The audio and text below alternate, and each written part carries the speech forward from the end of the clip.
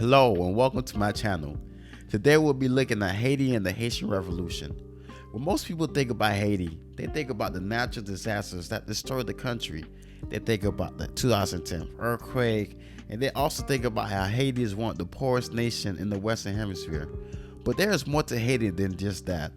By looking at the Haitian Revolution, we'll come to understand how Haiti became the first independent black nation in the Western Hemisphere, and how they was able to plan an uprising that saw the defeat of Britain, France, and Spain, and also how Haiti changed the world and made it the way it is today. In 1659, Haiti started off as a French colony, Saint Domingue. It was the western third of the island Hispaniola. French colonists brought over slaves from the transatlantic slave trade to use as labor in the plantations to produce sugar and coffee.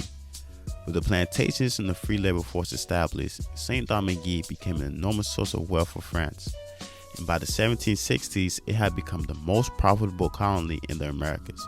However, with the economic growth came an increase in the exploitation of the enslaved people. The population of the colony was overwhelmingly enslaved, with a minority of whites and free people of color.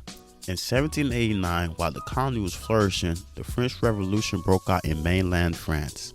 The revolution caused the white minority that controlled the colony to split into two factions, royalists and revolutionary. Sensing an opportunity, the slaves of northern Saint Domingue organized and planned a massive rebellion, which began on August 22, 1791. Within 2 weeks, they quickly gained control of the entire northern province, with only a few isolated fertile camps still in control by the whites.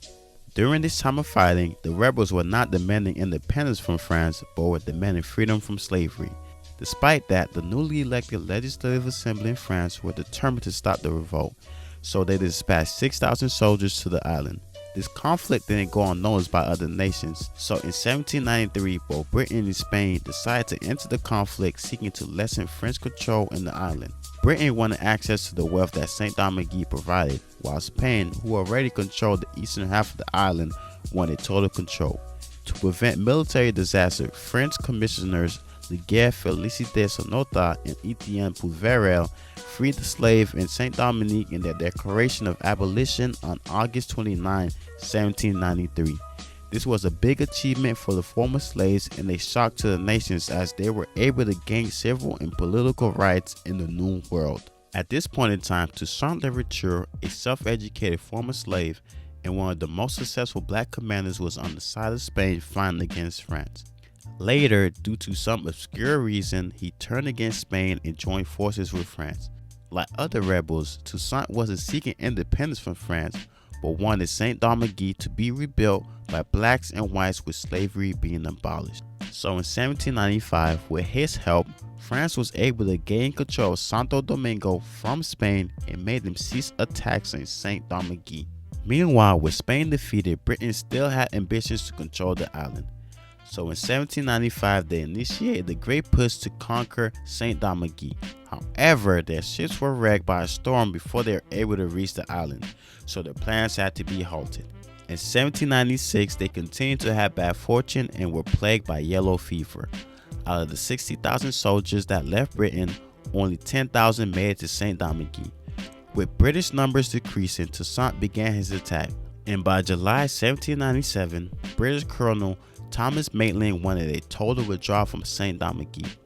So on May 1798, Maitland and Toussaint agreed on an armistice, and Britain was allowed to leave Saint Domingue.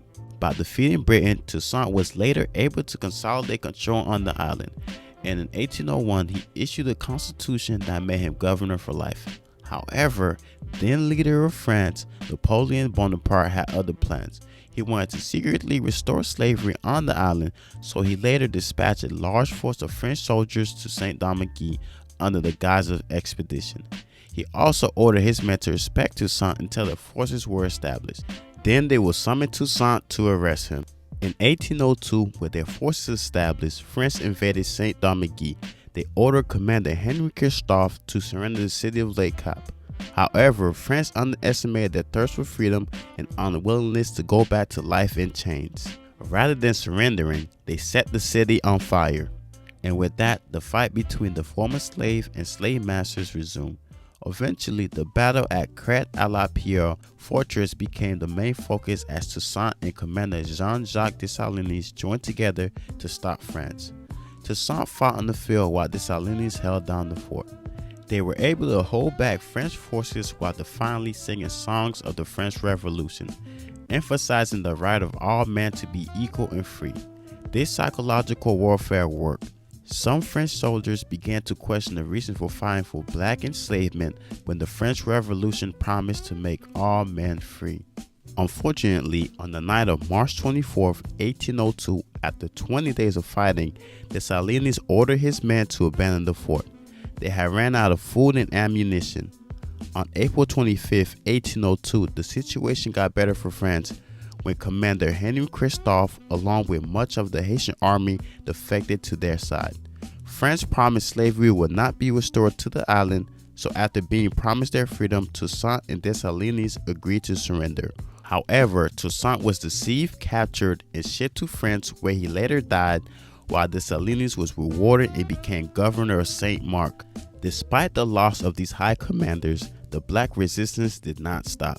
There was continued fighting throughout the countryside, and yellow fever continued to decimate French numbers. By July 1802, France had lost about 10,000 men to yellow fever, and when news came back to Napoleon, he sent about 20,000 reinforcements to the island. In October of that year, Dessalines switched sides again and began fighting against France. Eventually, on November 1803, at the Battle of Vertières, the rebels were able to give France a decisive defeat.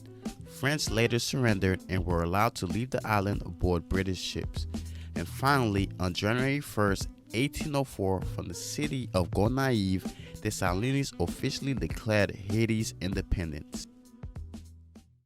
Now that you understand the Haitian Revolution, you might ask me, hey, how did Haiti, one of the richest colonies in the Americas, become one of the poorest nations in the world? One thing you have to understand is, after the Haitian Revolution, Haiti had a real deal uphill battle. Haiti had to pay France 150 million francs just to be recognized as an independent nation. Haiti didn't stop paying these reparations until 1947. And also, Haiti had corrupt government after its independence. They would use the money that Haiti was getting just for themselves, and they wasn't even used for the people. So how much you think a small nation could do with all those factors going against it? But one thing you have to understand is, without the Haitian Revolution, France and Napoleon wouldn't be inclined to have the Louisiana Purchase. And the Louisiana Purchase gave US most of its western territory. And if Haiti stayed a French colony, Napoleon would have had the resources to keep on fighting and expand his control throughout Europe. So when you look at Haiti, just think about the revolution and how hard it was for them to get their independence, and also how hard it was for them to keep that independence and for them to flourish. If you're still watching this video, thank you. It took me a lot of time and effort just to put this video together. I had to write the script, I had to do the animation, I also do the visual. But I appreciate you for being here. And if you like this video, and if you think I could do anything better, just leave a comment below. And also subscribe and put on post notifications, because I will be making more videos. And thank you for watching. I appreciate it.